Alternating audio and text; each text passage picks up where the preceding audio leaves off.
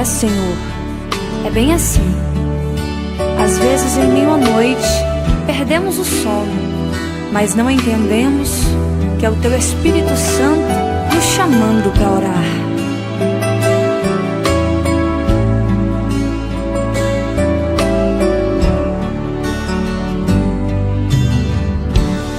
Mais uma vez perdi o sono, e então me levantei,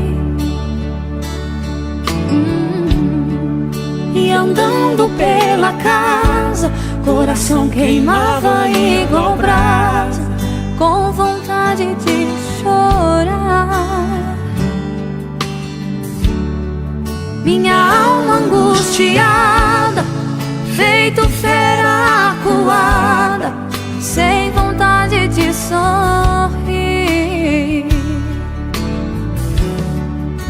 Uma voz ouvi, e então entendi que o Espírito Santo me dizia assim: ore mais, consagre mais, vigie mais, perdoe mais.